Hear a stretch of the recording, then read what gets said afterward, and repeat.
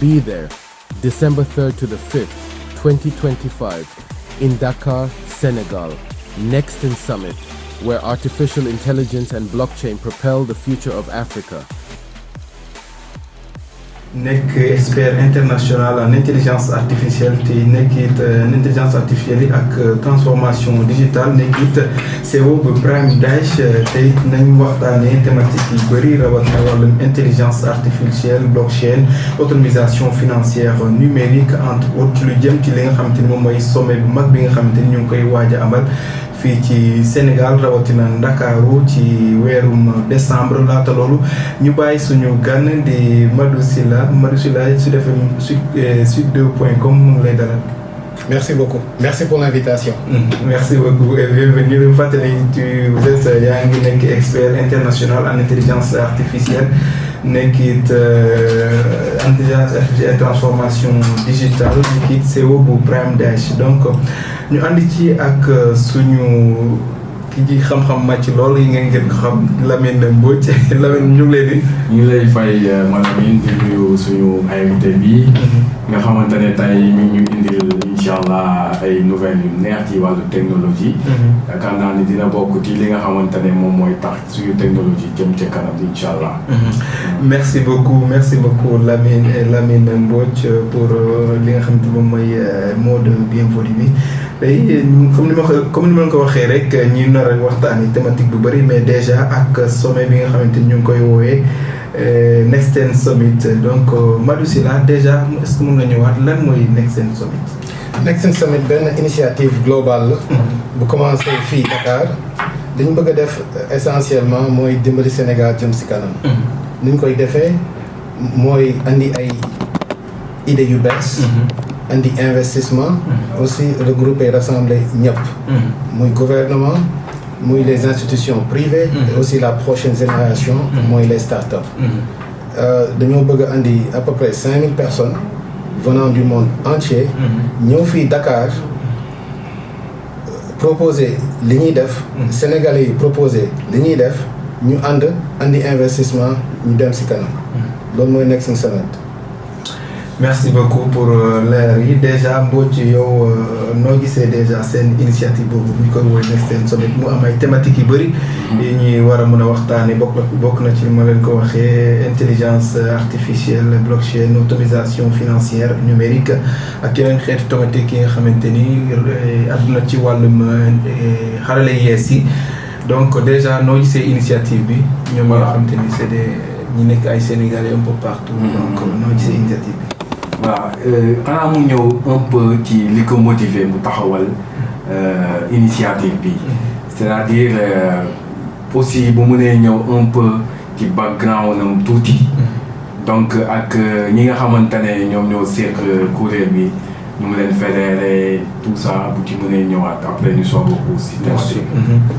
bon dañoo dugg ci combat bi parce que il faut que ñu jëm kanam instant yi Sénégal dafa metti dëkk bi boo xoolee dañuy naan dëkk bi amul xaalis wala dëkk bi doxul mais en fait ñëpp dañuy taxaw di xoolante wala ñu ne photo gouvernement bi la wala photo kii la wala photo kale la mais en fait gouvernement ñun ñëpp bu ñu taxawee ne gouvernement moo war a defar dëkk bi du avancé ñun ñëpp dañu war a liggéey ñun ci secteur privé dañu war a taxaw xool li ñu mën a def ne nañ dimbali Sénégal mu jëm kanam instant yi Sénégal boo xoolee situation économique bi on est un pays de commerçants. Presque 50-60% dans la population on est dans soit le commerce ou le petit commerce. Wala des emplois qu'on appelle informels. boo xam ne amul sécurité sociale amul stabilité. loolu lan moo ko andil c'est que on n'est pas industriel on est un pays de consommateurs. 80% li ñuy utiliser li ñuy consommer ci Sénégal c'est quelque chose boo xam ne dañ koy importer. C'est quoi le problème? Le problème c'est que amuñu investissement. te boo bëggee nekk industrie il faut que nga investir ñu commencer defaree affaire yoo xam ne ñun mën nañ ko utiliser fii. li ci des mën nañ ko jaay. mais su fekkee ne ñu ñëpp dañu bëgg a nekk ci service su dox. en fait initiative boobu bi ñuy teg mooy nañ essayer industrialiser Sénégal parce que industrialisation seulement moo ñu mën a créer ay millions et des millions d'emplois loolu mënu nekk seulement dans le secteur des services ñëpp mënuñu développer ay applications wala ay affaires yoo xam ne c'est en ligne il faut que ñu commencer defar fii Sénégal commencer importer loolu mooy doxal Sénégal bi maintenant y a beaucoup de solutions yoo xam ne tey mën nañ ko utiliser avec industrialisation pour comme ça commencer defar suñu dëkk créer ay nouveaux emplois après commencer développer suñu économie en fait ñun suñu position mooy le secteur privé ñoo xam ne mën nañ taxawal ay situation wala taxawal ay solution ñoom ñëpp nañ ñoo taxaw mais man lii laa mën a def lii mooy sama expertise lii mooy sama compétence ñun ñu dem wuti ay financement ñëw commencer tabax dëkk bi c'est aussi simple que ça. ok wax bi jëlul sax muy bëri nekk fii nii am ay réunion toog waxtaan.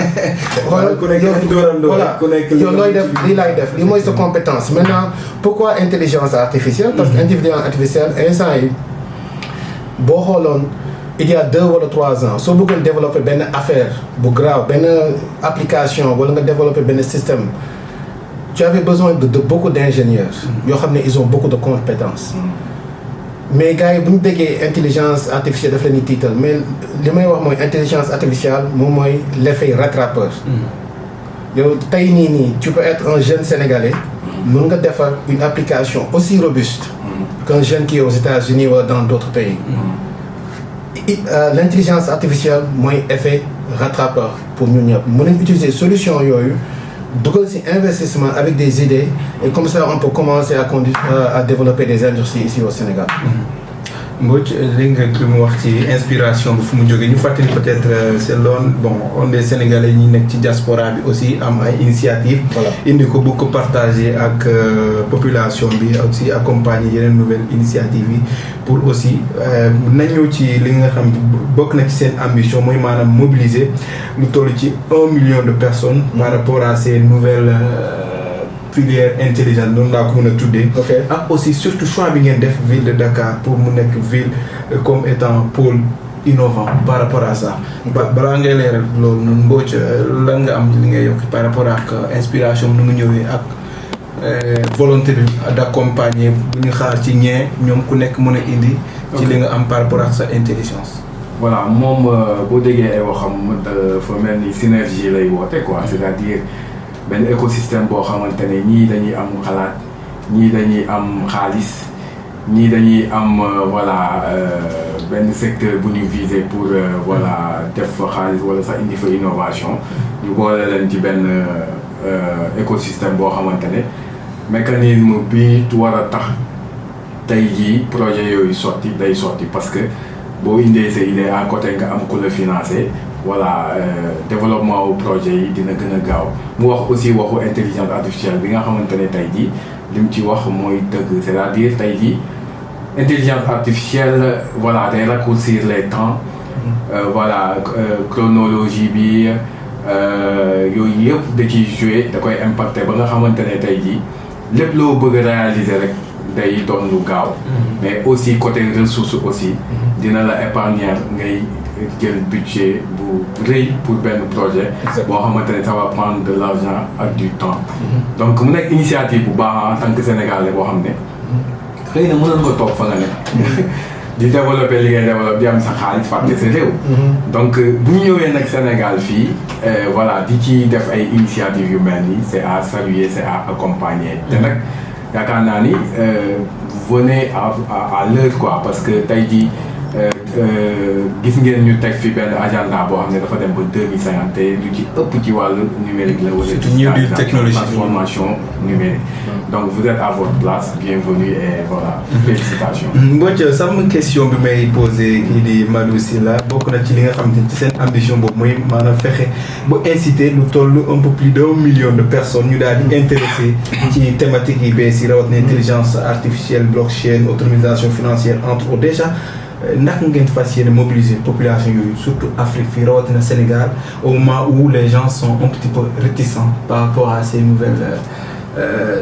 innovations. Bon, on n'a pas le choix parce que soit dañuy dem ci kanam ou dañuy dem ci ginnaaw soit dañuy dañoo bëgg avancer wala bëgguñu avancer yow su fekkee ne da ngay def benn affaire te doxul wala nga continuer di galérer tous les jours mais à un moment donné da nga bëgg arrêter galérer il faut nga commencer def leen loo xam ne mën na la génne ci galère boobu voilà. alors ban perception ngeen gis ni population bi am nañ ko par rapport ak intelligence artificielle ak yeneen xeet par exemple blockchain yi autonomisation financière boobu. ok léegi ñu wax ci côté blockchain. parce que des fois la plupart du temps soo waxee affaire blockchain dafay tiital nit. mais blockchain en fait dafa simple. blockchain moom mooy un outil financier boo xam ne on appelle ça c'est décentralisé. Sénégal instant yi dafa soxla blockchain. pourquoi blockchain parce que gars yi li ñu xamul mooy Sénégal on appelle ça un pays de la teranga. C'est un pays de paix. Et tout le monde veut venir visiter le Sénégal. Franchement, c'est bien beau. Mais le Sénégal, c'est pas un pays investissable. Sénégal, si tu de l'extérieur, tu veux un investissement au Sénégal, c'est très compliqué. Pourquoi? Parce qu'il y a beaucoup de paparazzi. Ay tampons, notaires, Google Fi, Gainel Follet.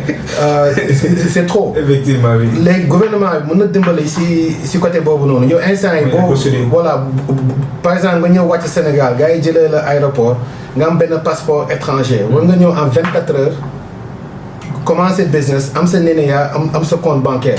Mais commencer dugg ci business ci gars yi dañ lay dugal fii dama jël photo, dama ñu tamponné de fii, jàll ci notaire colonel, courtier, tout le monde de gauche à droite. À la fin da ngay sonn dem sa yoon. Mais ce que blockchain lu muy def mooy mën nga dugal xaalis parce que blockchain c'est décentralisé. Yo, tu peux avoir un jeune japonais dugal xaalis Sénégal très rapidement parce que tu passes pas par les banques. La plupart du temps ce sont les banques qui freinent le développement parce qu'on a tellement de régulations côté UE et OMOA que ces innovations dañuy wax bon ay blanchissement d'argent tout ça là mais en fait d'un côté dafay freiner le développement d'un pays. Maintenant avec la blockchain parce que c'est décentralisé, disons que un jeune Sénégalais il a besoin, disons que nga nek ben jeune Sénégalais tu as besoin de 100 millions wala 1 milliard wala même 10 millions. Presque impossible ici au Sénégal. Les banques sont inutiles. À moins que tu as des garanties. Disons-nous que tu as 100 millions. Tu peux gagner au Sénégal. Soit c'est pas pour le CI Modish, ou tu as un connecté. Avec la blockchain, tu as ce projet, tu as des parts de ma compagnie, mais je beaucoup sur blockchain, qui ne contribuer 1000 francs, ou 2000, ou 3000. Au lieu que tu aies pour nous financer les 100 millions, tu as 1 million de personnes qui ont 100 francs. Et le blockchain bi dal la koy dimbali parce que kenn mën na jël téléphone yi taf envoyer le 1000 francs financer ce projet voilà sans frais sans intermédiaire sans rien c'est pourquoi on a besoin de Sénégal li mu soxla mooy du nouveau argent xaalis bu bees notre panier est petit on a un petit panier on a à peu près quoi 31 milliards de dollars de PIB partagé entre 20 millions presque 20 millions d'habitants il faut nous commencer à augmenter son panier. Et le panier là, il faut que nous Google ce qu'on appelle le IDE, investissement direct étranger. Pour Google, il faut que nous facilitions. Si vous faites que les banques sont bloquées, il faut que nous blockchain. C'est aussi simple que ça. Blockchain, est-ce que ça ne est-ce que crainte même au niveau législatif, par exemple, on y a un espace UMOA, il y a un cadre législatif qui est dans pays. Est-ce que ça ne se justifie pas, vu que ce numérique, a aussi les risques qui sont dans monde en tout cas monétaire virtuel blockchain a zéro risque blockchain est un système qui ça n'a jamais été hacké. Ça utilise quelque chose qu'on appelle le DLT, Distributed Ledger Track Record. Ça veut dire que n'importe quelle transaction que tu def il y a des multitudes d'espace pour ne fallait nek. Mëno ko hacker té mëno ko changer. Alors bu ñu wax transparence c'est blockchain parce que transaction bo mënti def dina nek fépp. Alors il y a pas de crainte. Voilà, il y a aucune crainte pour dugg ci blockchain bi. Je pense que on va jamais essayer de changer la loi avec la banque UEMOA et tout ça. On va prendre des années talk waxtaan def sen sommet tout ça. Mais ça va trouver qu'à faire. Voilà, mais dañ dugg ci blockchain bi parce que blockchain c'est décentralisé kenn moomu ko ñun ñëpp ñoo ko moom monde bi moo ko moom li ñu wax mooy Sénégal Afrique ñu dugg ci blockchain bi. parce que ñëpp ñu ngi utiliser blockchain di lever des fonds ñu toog fii nii di waxtaan. di traîner. voilà dañuy waxtaan rek. pour yow ci loolu sax dinañ am suñu benn intervenant bi nekk Allemagne nekk aussi étudiant ci université de Thuel donc voilà moom tamit dina indi expérience am parce que loolu la defee sujet de mémoire am fii ci CESTI par rapport ak mooy les crypto-monnaies qui regroupe tout ça muy Abdou Khadim Thiam donc xam naa ni technicien s'il est prêt donc dinañ ko en tout cas entrer en contact ak moom léegi nii par rapport comme ça mu indil ñu aussi moom lan la jot a gis ci recherche am par rapport ak situation crypto-monnaie rawatina blockchain bi ñuy wax nii ak comme de façon globale européens yi naka lañ approprié wu déjà ci bile en tout cas bi les nouveautés en termes d'argent, en termes de transactions ak Sénégal aussi pourquoi jusqu'à présent ça peine donc si il est prêt Abdou Khadim Thiam Abdou Khadim ñu ngi lay nuyu.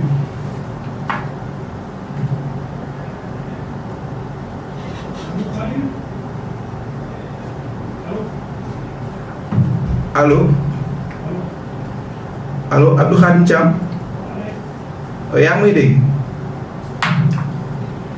Voilà, est-ce que mën nga ñu apporter peut-être sa expérience par rapport ak nga jox ñu bon pour peut-être en tout cas du ma étude comparative par rapport ak ni ñu africains yi jusqu'à présent réticence yi ci li nga xam ne mooy blockchain ak européens ni ñu ko approprié wu nga wax ñu aussi lan mooy avantage yi foofu ak fii aussi pourquoi selon vous yow mi nga xam def nga ci un peu sa sujet de mémoire par rapport à ça est-ce que mën nga ñëwaat ci loolu. bon maa ngi lay fay di fay aussi li ñu aussi li nga xam si moo ko bokk ak sa plateau bi boo ko déglu bon yéen a ngi dégg. waaw maa ngi lay dégg maa ngi lay dégg. waaw concernant blockchain bi moom. xam naa ne que dina jafe pour man moom rek jéem a def benn analyse comparative par rapport ak Europe. parce que bon bien vrai que maa ngi tourné fii nii ak léegi bu ma fi ñëwee yaa ngi si tamit maa def benn analyse xam fan la toog. li ma jot a am ci sama c'est-à-dire que adoption aussi bien vrai que c'est des pays occidentaux mais ça se fait aussi de parce que bien vrai que ñoo raw Sénégal ci côté boobu. mais moom bu ma ñëwaatee rek parce que doon naa déglu pour benn dossier waxtaan. te tamit dafa am. benn point boo xam ne dafa essentiel. mooy ci côté traçabilité. bu ñu wax blockchain bi su seen xel day dem ci li xam si mooy crypto-monnaie. bien vrai que man sama ma ci crypto-monnaie yi laa ko def mais du ma yem damay jël ci crypto-monnaie parce que am ñoo xam boo leen waxee tuddee crypto-monnaie rek dañuy xaw a ci te loolu noonu taxul a jóg ñi nga xam si ñooy da aussi même si tamit taxul a jóg drogue dem. li nga xam si ci ay moom ma jàpp ne que war nañ ko mën a utiliser par rapport ak fi yaa di toll. par rapport nga xam le Sénégal. ma war a mën a dem te aussi tamit gouvernement bi teg par rapport ak sa vision de stratégie sa à 2050. war mën a utiliser blockchain bi ay points yi ci mel ne par exemple ci cadastre. Sénégal da ngay gis ni que dañu am problème da ngay gis kenn koo xam dañ koy ay na terrain ñu jëlaat ko jaay ko keneen alors que loolu moom war a mën a saafara la bu ñu utiliser blockchain ndax dañ ko mën a saafara mooy seen temps bi wax na ko tànk blockchain c'est presque décentralisé te mën nga ko bu xasee ba enregistré par exemple benn transaction entre guillemets ku nekk mën nga koo gis comme par exemple bu fekkente ku nekk si blockchain bi fekk na enregistré nañ ko si blockchain bi keneen ku ñëwaat dina xam ne que terrain bi kat may waxaale am na borom comme boobaa yaakaar naa ne dina am transparent dina am traçabilité dina am sécurité ci beneen point bu am si nii war na mën a utiliser war na mën a ci Sénégal yow bi ngay def par exemple sa enquête ci li nga xam ne mooy crypto-monnaie bon de façon globale réticence yi ñu lay wax population bi lan la ñuy avancer comme motif réticence par rapport à ces ci yenn plateforme ci affaire xaalis. waaw xam nga ñun Sénégal surtout sama mbokku Bago man Bago daal dina am benn limite boo xam si ne wala boobu dafa am ñoo xam ne loolu lañ jàppee xaalis c'est-à-dire que ñun xaalis dañ ko au fait c'est le toucher. nañ ko laal quoi. voilà man naa gis sama xaalis bi nekk nii loolu moo nekk loo xam si moo gën a essentiel moo tax boo def naa benn trottoir may laajte ndax xam nañ ci tamit bu ci bëri xamuñu ko mais aussi tamit boo leen expliqué lan moo ciy tamit dañ naan bàyyiwul bëgg ko ci. c'est-à-dire que ñoom fu ñu toll te itam loolu noonu dafa nekk loo xam si ak fi jamono ñu toll war nañ mën a weesu foofu noonu. parce que tey nii bien vrai que tey jii nii blockchain ak Wave wala ak Orange Money bokkul mais sa xaalis bi nga dugal ci Orange Money wala nga dugal ko ci Wave du nekk loo xam si nit ñi da nga koy billet la boo xam ne da nga koy teg da nga ko faa teg du nekk loo xam si les actifs comprendre nga. nga mën ko utiliser moo tax ñu ci bëri réticence bi ba. Thiam pour leeral yi franchement ak contribution par rapport ak li nga xam ne mooy blockchain de façon particulière mais de façon globale ak li nga xam ne mooy wàllum crypto-monnaie déjà dafa mel ni pratiquement vous avez da ngeen am même appréciation bi par rapport ak li nga xam ne moom mooy blockchain ak intervention bi noo ko gisee ak pratiquement il vous rejoint dans votre analyse. Mais Abdou Khadir a parfaitement raison. Je pense qu'ici au Sénégal, voilà, je veux même dire dans la sous-région et toute l'Afrique, on a tout le temps des problèmes de transparence. On a des problèmes de traçabilité.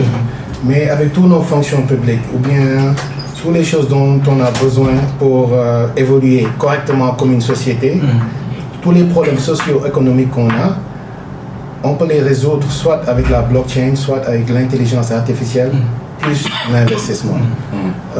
Tous les documents administratifs dont on a besoin, quels que soient les papiers, passeport, carte d'identité, tracer les terrains, c'est quoi les propriétaires des terrains, n'importe quelle traçabilité dont tu as besoin, parce qu'on ne peut pas hacker.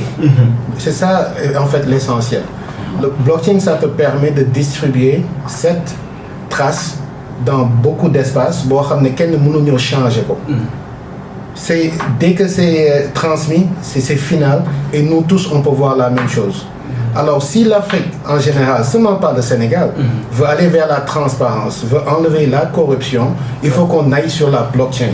C'est aussi simple que ça. Maintenant, la technologie, c'est pas une technologie où nous, ou bien le citoyen moyen, de bout en bout, mais les gouvernements et les gens qui sont les décideurs, ou bien les décideurs, les investisseurs, ils connaissent, ils savent exactement quelles sont les possibilités. On doit juste avoir le courage d'y aller.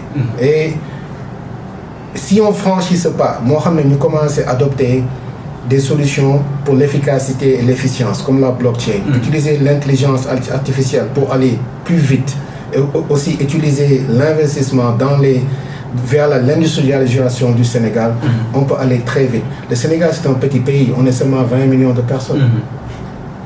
On est un pays, on a la paix, on a un bon tempérament. Le Sénégal, c'est un pays, depuis son indépendance, accès, on a tous ces avantages. Internet, on a une population jeune, très active, très intelligente. Et l'autre chose qui me fait un peu mal, ça me fait pas mal, mais c'est un peu... On doit arrêter de penser qu'on est tout le temps des consommateurs. Spécialement aller vers la production. Vers la production. Parce que nous, même, regarde nos jeunes gens. On a des jeunes de 18 ans, 19 ans qui consomment que les technologies qui sont faites aux États-Unis ou bien en Europe. Mais pourquoi nos jeunes, aujourd'hui, ils doivent oser dire que Mantay Mouna Defafi à Dakar, ou bien à Bamako, ou bien à Cape Town, ou bien à Nairobi, une solution que les jeunes Américains, ou bien les jeunes Européens aussi nous utilisent.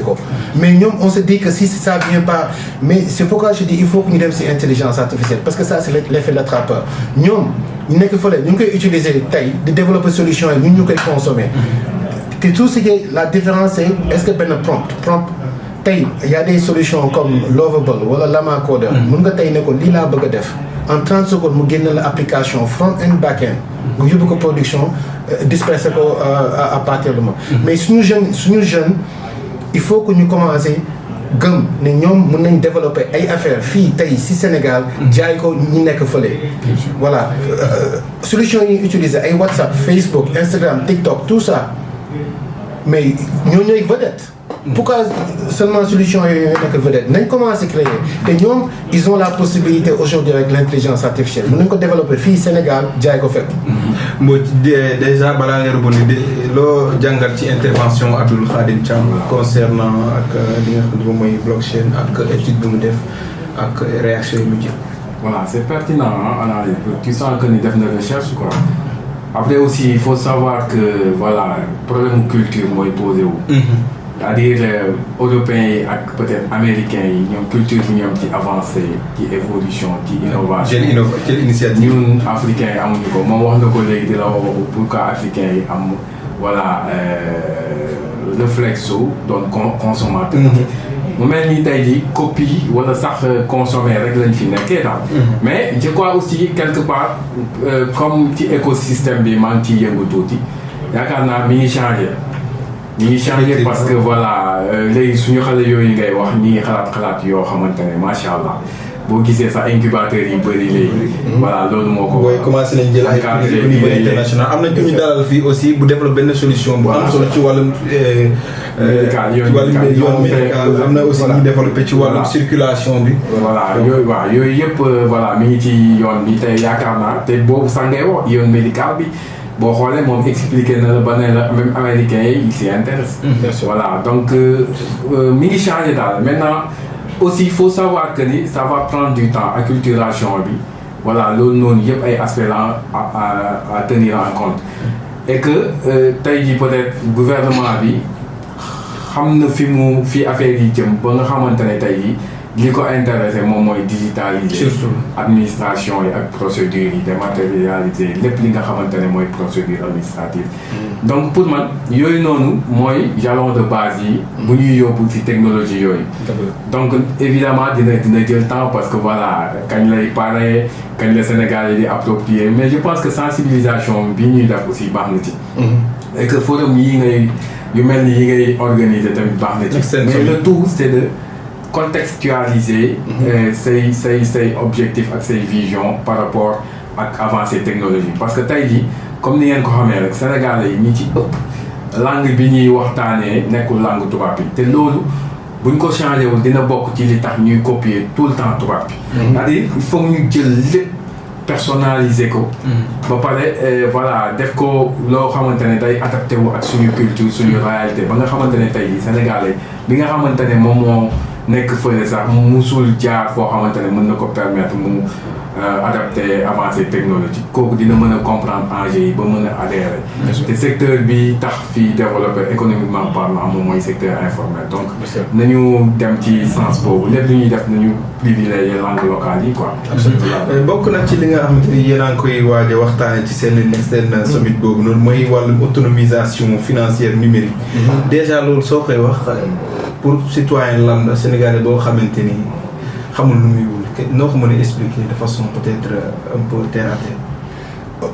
bon pour le gouvernement wala bien pour ñëpp population bi yëpp pour mu mën a xam lan mooy autonomisation financière numérique. bon en fait yomb na c'est seulement naka la ñuy def pour dugal xaalis Sénégal. c'est aussi noonu mën a il faut que ñu trouver un moyen di dugal xaalis Sénégal le plus simplement possible. te loolu il faut aller vers les technologies du futur. boo xoolee système bancaire bi ñu am. c'est pas seulement au Sénégal c'est dans le monde. parce que 400 ans c'est le même modèle bancaire. c'est le même modèle bancaire 400 ans changé wuñu pi. dañuy jël sa xaalis. si loxo bi. jaay ko kële. génne sa intérêt. après yow tamit pour denc la sa xaalis bi. ñu chargé la xaalis pour denc sa xaalis. waaw. tu vois. ñu la ciy dagg. ñu si dagg maintenant boo commencé génne si système bancaire traditionnel nga commencé dugg si crypto-monnaie bien sûr que bon et gars yi bu ñu xoolee crypto-monnaie on pense que bon crypto-monnaie c'est extrêmement dafa am volatilité. dafa am volatilité. est-ce que c'est pas un problème sociologique par rapport ak réticence bi ñu am ci affaire crypto-monnaie blockchain affaire yooyu. non mais en fait numérique de façon. mais en fait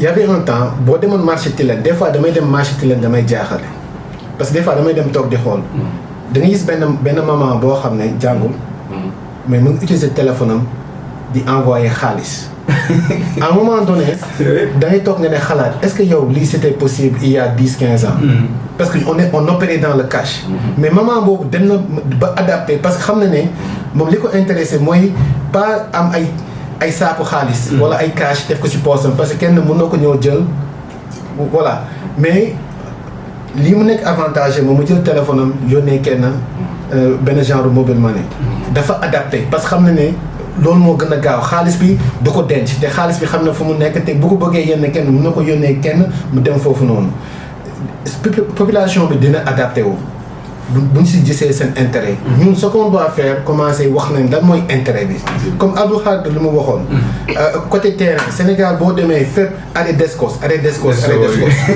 tu vois parce que kenn mooy jël benn terrain jaay ko 20 fois juróom personne voilà sonn nañ gars yëpp ñu sonn dañuy yónnee seen xaalis gars yi jël seen xaalis dem takk ñaari jabar jaay ko kenn boo jaay rek nag baa moo di benn copain bu ñu voilà mais nañ dugg si blockchain bi boo xam ne sa tur bu nekkee nga am terrain bi kenn mënu ko changer jarul sax ngay jaar ay mairie wala xool fa ngay dem directement xool ko moom terrain bi kooku ngay négocier mu jaaree terrain bi kooku jël affaire bi transfert ko alors tous les problèmes socio-économiques yu ñu am je veux pas dire tout mais la majorité mën nañ ko résoudre soit avec la blockchain boo xam ne dafay jox transparence traçabilité intelligence artificielle mu jox la de nouvelles idées et aussi management d'un projet et aussi tu as besoin de l'investissement pour amener tout ça est-ce que à ce niveau est-ce que war ñu solliciter aussi accompagnement surtout juridique de la part des autorités parce que boo xoolee ci genre blockchain bi ngay wax nii imaginez mu nga nekk au niveau des États-Unis nga am terrain bi nga bëgg a jënd fii nii léegi nga bëgg gars yi ñu bëgg nga envoyer leen cash xaalis comprendre léegi est-ce que état bi warul def dans ces cas d'opération là ñu jaaral ko ci jaar do kii bu fekkee dafa toll ci yenn niveau yi montagne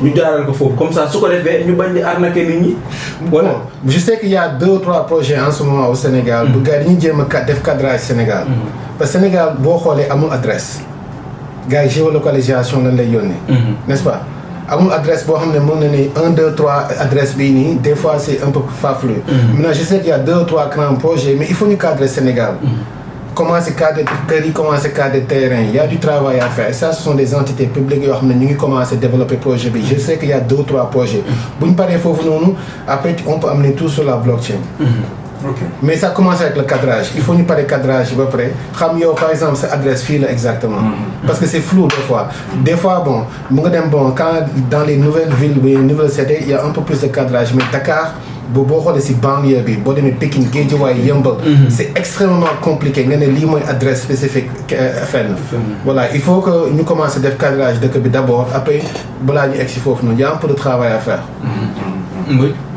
par rapport ak li muy wax nii. waaw en fait moom mi ngi ñëwaat aussi si préalable yi tax tey di ñu jëm ci technologie yooyu mais man li may gën a wax mooy ñu insister ci sensibilisation bi di expliquer technologie yooyu yan mooy njëriñam yan mooy avantage am nga xamante ne tey jii sa cible bi bu ko déggee dina yomb ci moom mu jël ko adapté ko pour dundal donc blockchain tey jii war nañu toog ne par exemple lii ak lii lay jëriñ terme simple yi aussi ñu utiliser ko ba tey jii waa marché ba lay nekk Colobane nag Sandaga ak ñoom ñëpp ñu nekk yéen aussi sama foofu lay jiwee mën ko approprier expliquer ko parce que loo am solo la wax ngeen ko sànq nekk loo xam te dafa nekk ci benn banque centrale dëkk donc c'est international ba pare xëy na mu am partie boo xam ne c'est public ak partie boo xam ne c'est privé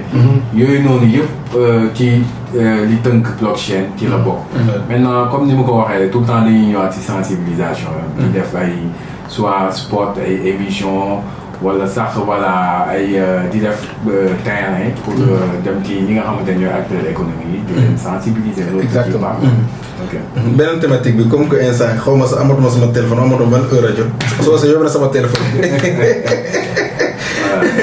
voilà donc ci seen Next Gen Summit boobu noonu da ngeen bëggoon aussi rendre Dakar comme étant un pôle innovant. Absolument.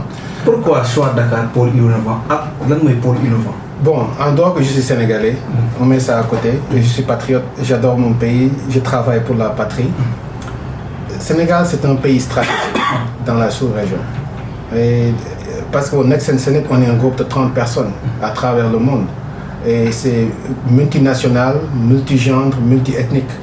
On a des Sénégalais, on a des Ivoiriens, on a des Américains, on a des Européens. Toute l'analyse, c'est que Nexten veut dire les 10 prochaines villes. Nexten, yes. Ok. Mais Sénégal va être la ville fondatrice parce qu'on pense que Sénégal, c'est le pays en Afrique de l'Ouest le plus axé où on a une zone d'influence.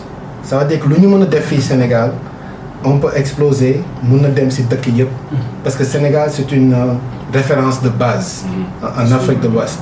Parce qu'on est respecté. On est respecté parce qu'on a toujours pris la bonne route. Et on va pas aller dans notre histoire, mais Sénégal, on a toujours eu un transfert de pouvoir avec paix.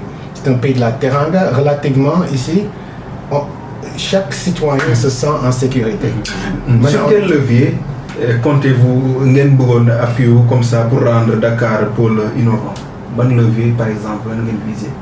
Est-ce que on a développé une plateforme sur la blockchain qui va s'appeler Nexten, qu'on va lancer pendant Nexten Summit au 3 décembre. Le projet Bob, n'importe quel projet, que ce soit projet public ou institution, n'importe quel projet, et il n'y a pas de minimum ou bien de maximum. Donc on peut lever ces fonds, donc on doit ces plateformes, nous devons disperser au niveau international. Comme ça, tous les investisseurs peuvent immédiatement et ça sera disponible. Ça, c'est la première des choses qu'on va faire pour Dimbali Sénégal, pour Khalis, pour baisser de Koufé. En ce moment-là, on a regroupé à peu près 300 000 petits investisseurs sur ces plateformes. Nous, on va leur proposer des projets sénégalais, des projets africains. Nous avons pour nous supporter. Et avec la blockchain, parce que tout, on utilise des smart contracts, j'ai aussi les rencontres. Nous avons texte projet, mais ni l'IDF, c'est mes projections financières, et c'est mon objectif. Mon d'accord, on a le 20 000, ou le 30 000, ou le 100 000 francs. Très rapidement. Lolo, si on commence à Sénégal, Sénégal, on a beaucoup de ou alors si on a volonté, que nous, au lieu que nous dem di ñaan aide wala di galérer mën nañ ñëw teg suñu projet exposer ko au niveau international. ñëpp ñëw dugg si. Et c'est ça la blockchain. Loolu noonu la ñuy dimbale. noonu la ñuy commencer. Deuxième chose ce qu'on va faire, on va amener beaucoup d'experts yoo xam ne ñoom ils développent des solutions. Côté urbanisation, côté agriculture. Aujourd'hui, il y a des solutions. Sénégal, à peu près 22, il y a 30 ans, Sénégal, 50% de la population au Sénégal était dans l'agriculture. Aujourd'hui, c'est 22%. Ça, c'est pas normal. Tu sais pourquoi? Parce que Sénégal, notre premier avantage, ça devrait être l'agriculture. Parce qu'on est sur la ligne où on a le tempérament pour produire beaucoup de choses. Voilà, mais il faut qu'on aussi nous commence à voir sur les jeunes entrepreneurs avec l'intelligence artificielle. Il y a des gens aujourd'hui qui ont développé beaucoup de technologies. Vous avez sa caméra, fixer sur ce champ, d'analyser chaque arbre ou chaque plante. Drone, bi soxla na ndox wala bi soxla na humidité wala soxla na li. Ñu andi leen fii ñu commencer non seulement apporter solution yooyu waa Sénégal wax ñun lii la ñuy def ñu commencer. Troisième chose, ce qu'on va faire pour la troisième journée, c'est aussi donner une visibilité maximum à tous les porteurs de projets ici au Sénégal, spécialement la prochaine génération. Il y a un projet qui est priorisé, peut-être tous les projets grandes infrastructures, tout ce qui est social, ce qu'on appelle impact social, et aussi économique, et massif, aussi créateur d'emplois. Alors si on a des organisations, ils veulent s'industrialiser. Moi, dans mes tabac, ben affaire bo xamné mën na employer des milliers et des milliers de personnes. Là, on va prioriser ça parce que beaucoup de femmes, ce qu'on appelle un effet multiplicateur. Non seulement d'aller créer une affaire, d'aller embaucher des milliers et des milliers de personnes qui auront du travail. Yo, tu vas réduire le coût parce que 80% de ce qu'on utilise ici au Sénégal, on importe. Quand les gens disent que Dakar est cher, le coût de transportation. Ça fait des milliers et des milliers. La plupart de ce qu'on mange ou ce qu'on utilise, 30 à 65% de ce prix, c'est le prix de transport. Mais quand on produit localement, automatiquement, ça devient plus cher. Les CDS, nous devons exporter, comme nous l'avons doublé à baisse. Alors tous les projets d'industrialisation, nous l'avons focus.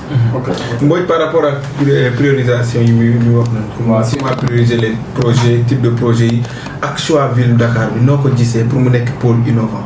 Bon, bien avant, on a un aspect sécurité, avec nous dañuy utiliser monnaie existante boo ne voilà nekk na sur le marché côté blockchain wan ko seen monnaie bopp la carrément mais surtout aspect sécurité bi nga ñëwaat bon le choix de Dakar boo gisee bon Dakar par rapport ak continent bi wala sous-région bi parce que bu dee choix wu Dakar au niveau national c'est normal parce que fii la lépp di commencer jëm à l'intérieur. Mais léegi gis nañ ñi nga ngi jógee Dakar dem côté Diamniadio di fa créer ay pôles léegi on parle des pôles territoriaux. Est-ce que Diamniadio Dakar la bokk. non on parle des pôles territoriaux mais non mais après aussi il faut savoir que ni lépp loo gis la plupart ci capitale lay commencer. ok capitale bi da koy approprier après tas ko parce que de toutes les façons comme ni mu ko waxee foofu la jëm affaire bi dafa concerner ñi nga xam ne dañoo am solution ci agriculture. Santé etc. mooy secteur primaire donc voilà yooyu noonu bu ñëwee forcément bu dee agriculture la day dem à l'intérieur du pays loolu moom t'en fais pas maintenant au niveau sous-régional pourquoi Dakar c'est très normal tey wax ma ban dëkk si sous-région moo gën a avancé côté technologie. Dakar Abidjan aussi day kii day joxe. day gënul avancé kii. bon mën na comparativement Abidjan et gisuma si sous-région non Abidjan ils sont très avancés. waaw mais par rapport ak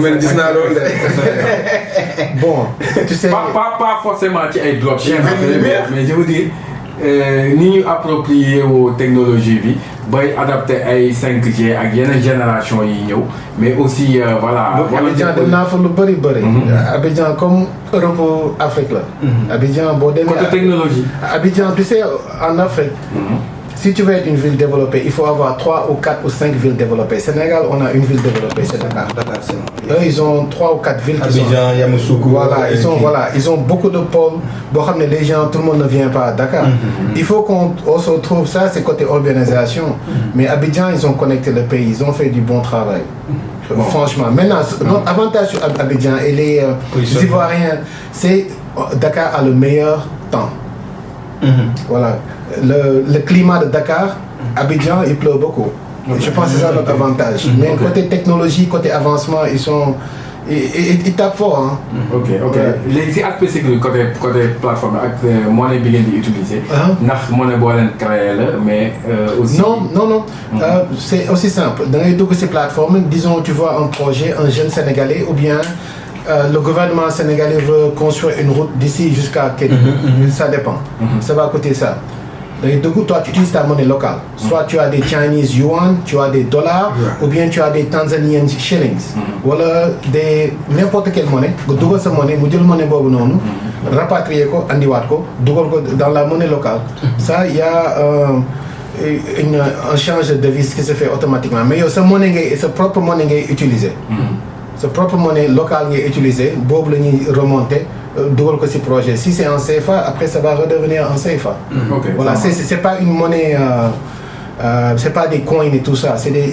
On appelle ça FX. C'est du FX en fait. Ok. Bon, en tout cas, merci pour les précisions par rapport à pôle innovant pour Dakar. Bon, les gens surtout, bon, je sais pas. Pour ce projet bi ngeen am ni may Next Summit bi ni xam nañ ni peut-être c'est une initiative qui vient de vous. Est-ce que bien une initiative, est-ce que les autorités, parce que sans les autorités peut-être pour mettre en pratique de façon globale day xaw a jafe, est-ce que déjà bonne réponse ngeen am de la part des autorités, est-ce que jàppale nañ ci par rapport aux solutions innovantes yi ngeen bëgg indi ak la priorisation des projets yi ngeen bëgg peut-être financiers. Vous savez, le président de la République, Monsieur Diomaye Faye, je pense qu'il a un très bon réflexe. Et son réflexe, et je pense même qu'il a dit beaucoup de fois que le Sénégal va se développer à cause de la technologie et de la digitalisation. Son réflexe est déjà là-bas. Et je pense que le leadership du Sénégal, ils ont déjà ce réflexe-là. Le New Deal Technologies. Voilà, le New Deal Technologies, ça c'est leur initiative. Et nous aussi, on s'y voit aussi dans le New Deal Technologies. Mais je dis tout le temps à nos amis du secteur privé, il faut que nous disions taxaw. Parce qu'on ne peut pas seulement se dire que c'est le gouvernement qui doit faire du travail. C'est très facile de blâmer le gouvernement. Affaire d'euro, c'est la faute du gouvernement. Nous aussi, on doit prendre notre responsabilité. On doit embaucher beaucoup plus de personnes. On doit amener de nouvelles idées. On doit amener de l'investissement. Au lieu de dire, ok, j'ai ma boîte, je suis content, je suis confortable. Il faut commencer à regarder comment on peut développer le pays ensemble. Il faut qu'on ait une nouvelle génération de leaders privés. Ce niveau de patriotisme doit augmenter. Comme ça, nous commencer. C'est comme ça qu'on va développer. C'est le travail. Maintenant, le gouvernement, ce qu'il peut faire, et on a rencontré beaucoup de dirigeants dans le gouvernement, ils sont très ouverts. Et je pense qu'ils vont nous donner tout le support. Et c'est en train d'être fait. Ils vont donner tout le support. Parce que ça aussi, c'est un projet patriotique. On va amener beaucoup de nouvelles personnes qui ne sont jamais venues au Sénégal, nous visiter.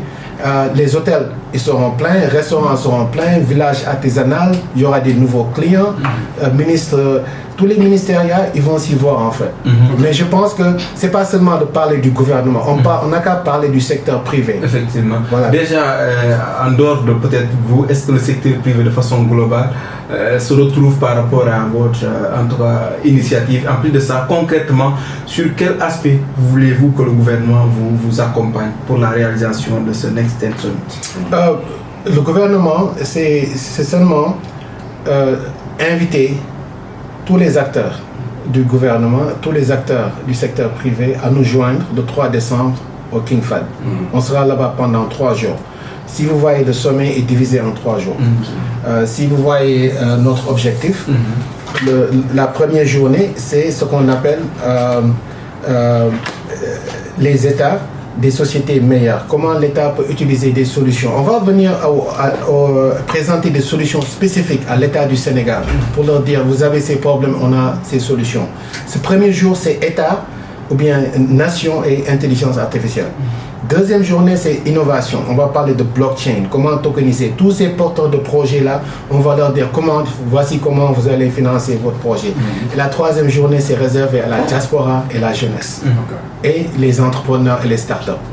Voilà, chaque jour est important et chaque jour est divisé. Maintenant, le gouvernement peut nous aider, nous accompagner pour distribuer le message. Mais nous, on compte faire notre travail aussi. C'est de galvaniser toute la communauté privée. Venez et on n'a qu'à travailler pour le Sénégal. Les autres acteurs du secteur privé, comment nous dit ces initiatives? Est-ce que aussi nous sommes intéressés? Aussi, Wow, bon, en fait, c'est bien précis, l'organisation Nico a fait aussi, voilà, qui invité. Bon, ciblé aussi, ciblé incubateur, il y a un écosystème bien en fait. Moi, je suis start-up, porteur de projet et tout. Voilà, des gens qui sont pour la faire une réussite, impacter le secteur. En fait, il faut insister. Donc, peut-être, je suis le dernier mot en fait, parce que on a le temps. Mais bon, on a juste quelques 2 minutes, 3 minutes comme ça. Donc, est-ce que le secteur privé, par rapport à cette initiative, est-ce que le secteur privé répond favorablement? Côté incubateur, tu sais, la plupart du temps, les gars, ils font genre événement, ils prioriser start-up et incubateur, parce que start-up, ils ont des khalis. Nous, on a pris 33% du programme. La troisième journée, c'est seulement pour les startups. Nous, on va les inviter. Ils ne vont rien payer. On va s'occuper de 100% et on va leur donner. On va avoir au moins 50 à 100 startups qui vont pitcher en direct devant un groupe d'investisseurs qu'on va amener. Et nous, ce qu'on va faire, c'est ce jour JJJ qu'ils clôturent l'investissement là-bas. Ok, mais maintenant, comment se passe la sélection si 50 startups?